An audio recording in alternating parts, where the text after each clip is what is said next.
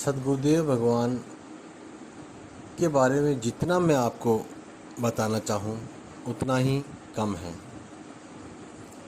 हो सकता है मुझ में ज्ञान ना हो सकता है मुझ में भी कुछ कमियां हों, लेकिन मुझे अपने सद्गुरुदेव पर पूर्ण विश्वास है कि जो भी ज्ञान उन्होंने मुझे दिया है और लगातार निरंतर जो कृपा मेरे पे या आप सब पे कर रहे हैं, इससे मुझे पूर्ण विश्वास है कि मेरे किए हुए पूर्व जन्मों के पापों का क्षय हो गया है और आपके ही पापों का क्षय अब होने जा रहा है।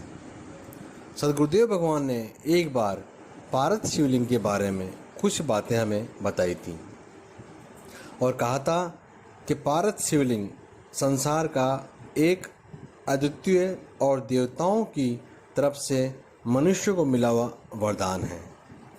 संसार में बहुत कम प्राप्य है ऐसे शिवलिंग और प्रयत्न करने पर सब कुछ मिल सकता है। यह भी बात हमारे वाल्मीकि ऋषि जी ने कही है रामायण के अंदर कि सकल पदार्थ है जगमाही, कर्महीन नर पावत नाही। कर्म करोगे तो भगवान भी प्राप्य है और प्रयत्न करोगे तो ऐसे सद्गुरुदेव भी आपको मिल जाएंगे जो आज भी आपको अपने सामने बैठाकर पारद शिवलिंग बनाना और उनके बारे में बताना सिखा सकते हैं।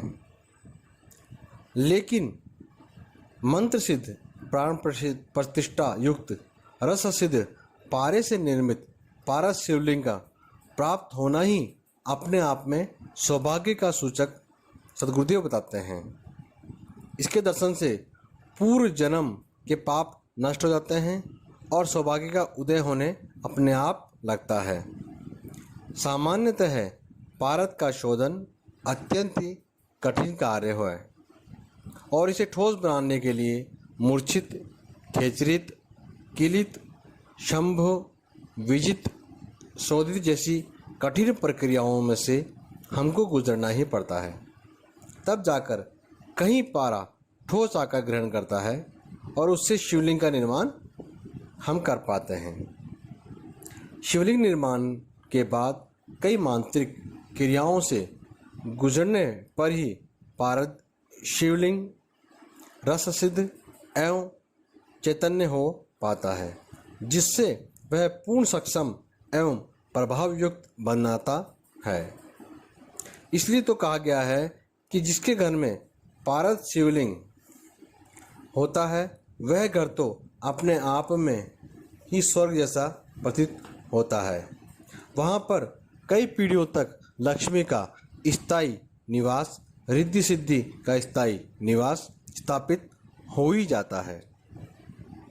जीवन में जो मनुष्य सर्वश्रेष्ठ बने रहना चाहते हैं, जो व्यक्ति सामान्य घर में जन्म लेकर विपरीत परिस्थितियों में बड़े होकर भी सभी प्रकार की बाधाओं, कष्टों और समस्याओं के होते हुए भी जीवन में अपने लक्ष्य को प्राप्त करना चाहते हैं, या जो व्यक्ति आर्थिक, व्यापारिक और भौतिक दृष्टि से पूर्ण सुख प्राप्त करना चाहते हैं, उन्हें अपने घर में अवश्य ही पारद शिवलिंग की स्थापना करनी चाहिए। मैं कहता हूँ संसार के सभी साधक और योगी इस बात को एक स्वर से स्वीकार करते हैं कि व्यक्ति जो पारद शिवलिंग की पूजा करते हैं उनके समान अन्य कोई व्यक्ति सौभाग्यशाली नहीं कहा जा सकता। और फिर हमने तो सद्गुरुदेव भगवान के आशीर्वाद से तेजस शक्ति सेंटर पर यानी तेजस शक्ति केंद्र पर जो 21 किलो का पारद शिवलिंग पूर्ण प्राण प्रतिष्ठित करके स्थापित किया है, उसके दर्शन मात्र से जीवन में सुख सुविधाएं, भौतिक पूर्णता और जीवन में मोक्ष प्राप्ति निश्चित रूप से आपको मिलेगी ही मिलेगी। कहा भी गया है, शास्त्रों के अनुसार रावण रस सिद्ध योगी था। उसने पारद शिवलिंग की पूजा कर शिव को पूर्ण प्रसन्न कर अपनी नगरी को स्वर्णमयी बनाने में सफल हो सका था। बानासुर नाम का राक्षस पारद शिवलिंग की पूजा कर शिव भगवान से मनोवांछित वर प्राप्त किया था और यह विवरण आप रुद्र संहिता में स्पष्ट रूप से पढ़ सकते हैं, देख सकते हैं कि उसने पारस शिवलिंग के माध्यम से कठिन से कठिन कार्य को सरल बना लिया था। और अब मैं ज़्यादा देख पा रहा हूँ कि घर घर में पारस शिवलिंग की पूजा होने लगी है। लेकिन क्या वह पारस शिवलिंग सही है? आप कहीं से भी पारस शिवलिंग लें तो पूर्ण जांच करके लें, ताकि आपको पूरा फल प्राप्त हो सके। ऐसा ही मैं आपको सद्गुरुदेव भगवान की कृपा से प्रार्थना करता हूँ कि आप सभी को पारस शिवलिंग के अपने घर में स्थापित करने का सुनहरा मौका प्रदान हो।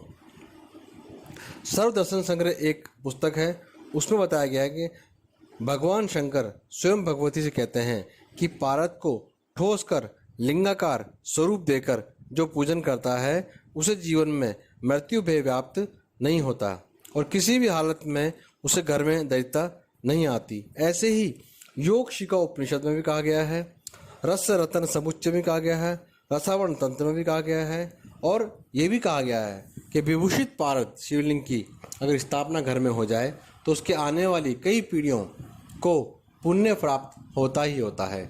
इसलिए मैं आपको ये कहना चाहूँगा कि जिसने भी अब तक पारस शिवलिंग की अपने घर में स्थापित नहीं किया है वह सद्गुरुदेव भगवान से प्रार्थना करें कि हमारे घर में भी ऐसा पारस शिवलिंग हो और हम सब परिवार उनका पूजन कर सकें। वो सद्गुरुदेव भगवान की जय।